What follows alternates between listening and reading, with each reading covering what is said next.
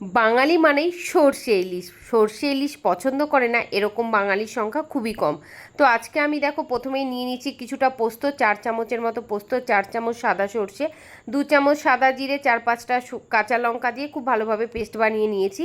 এবার মাছের উপরে নুন, হলুদ এবং পেস্টটাকে খুব ভালোভাবে মাখিয়ে নিচ্ছি এবং কিছুটা সর্ষের তেল দিয়েও খুব ভালোভাবে মাখিয়ে নিলাম। এবার একটা স্টিলের টিফিন বক্স নিয়ে নিয়েছি, তার মধ্যে একটু সর্ষের তেল ভালো করে ব্রাশ করে নিচ্ছি।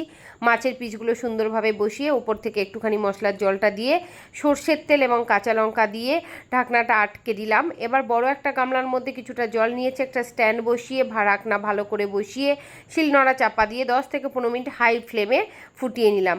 এবার দেখো আমি নামিয়ে নিয়েছি, ঢাকনাটা খুললে বুঝতে পারবো যে অবস্থাটা কীরকম। ও মা, কি দারুণ স্মেল, কি দারুণ দেখতে হয়েছে, অসাধারণ।